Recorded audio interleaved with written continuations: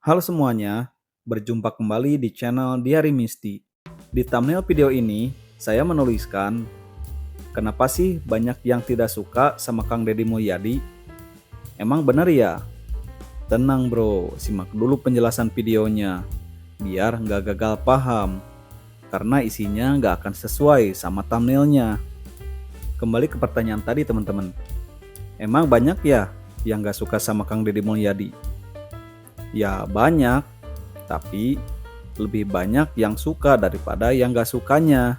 Dan lebih banyak yang puas dengan kinerja dan gaya kepemimpinannya Kang Deddy Mulyadi sebagai seorang gubernur. Ya yang gak sukanya mungkin 5-10%, tapi itu buat ruang lingkup Jawa Barat. Kalau buat ruang lingkup Indonesia, ya beda lagi ceritanya. Saya punya 3 alasan kenapa sih masih ada yang gak suka atau gak puas dengan kinerja Kang Deddy Mulyadi sebagai seorang gubernur.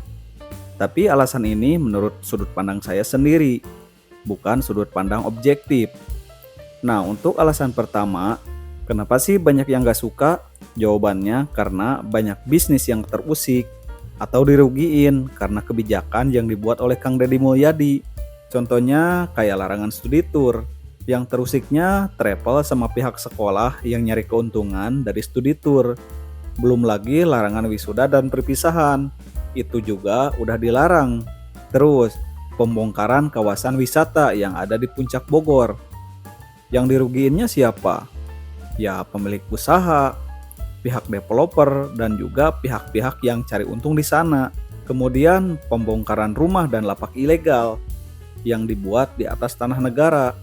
Meskipun di hadapan KDM mereka ikhlas, nerima rumah mereka atau lapak pedagangan mereka dibongkar, ya nggak tahu kan di belakang atau di hatinya malah ngedumel.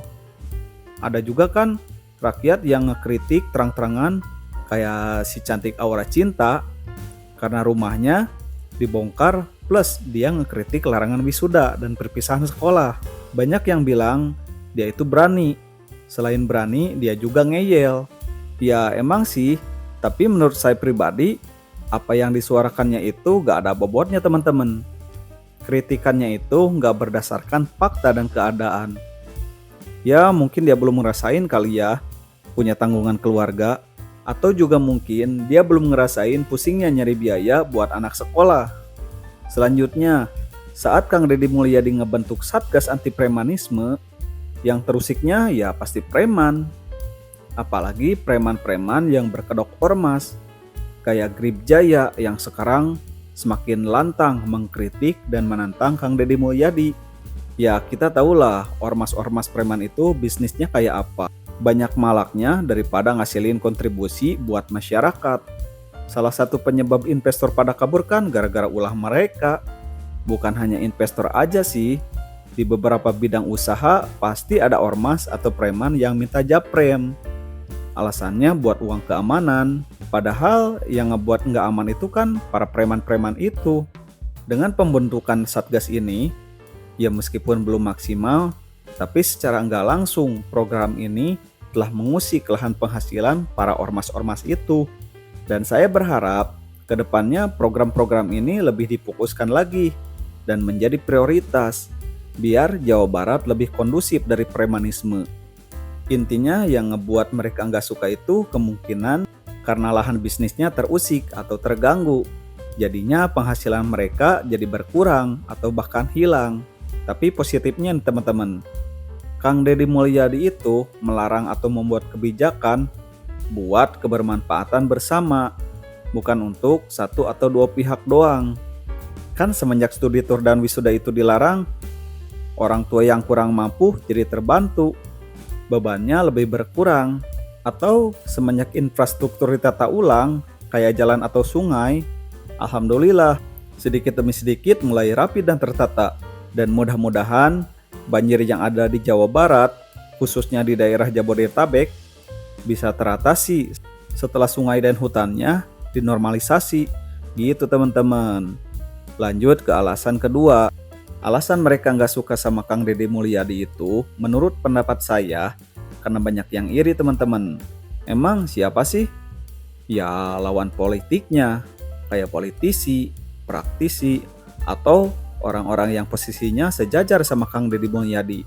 Mereka yang iri itu akan selalu mencari celah kesalahan buat jadi bahan kritik agar bisa menggiring opini publik supaya pamor Kang Deddy Mulyadi jatuh di mata masyarakat. Tapi ya itulah dinamika politik. Kalau gak ada yang kontra, ya dunia politik gak akan rame. Nah, yang terakhir, yang ketiga, yang ngebuat orang gak suka sama Kang Deddy Mulyadi itu karena ya gak suka aja.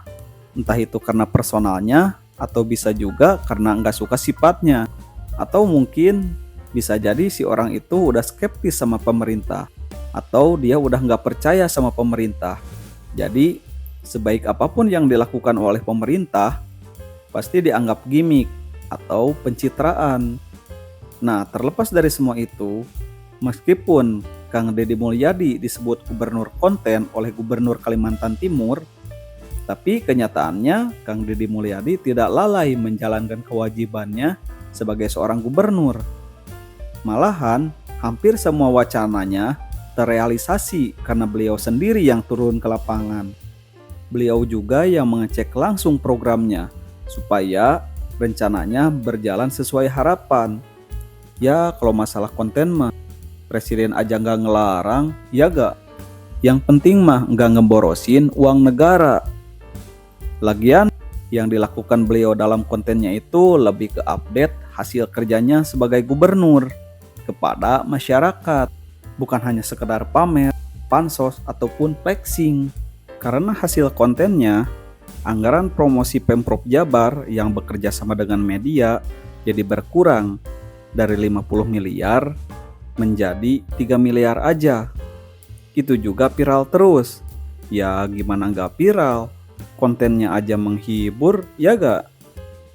Ya intinya nggak ada pemimpin yang sempurna. Nggak ada manusia yang sempurna. Semuanya punya kelebihan dan kekurangan masing-masing. Masalah suka atau nggak sukanya itu tergantung selera aja. Sekelas Nabi aja yang disebut manusia suci, ada juga yang nggak sukanya. Apalagi kita yang hanya manusia biasa, ya nggak? Segitu aja teman-teman, nggak perlu dijelasin lagi panjang lebar. Terima kasih telah menyimak video ini. Sampai jumpa di video selanjutnya.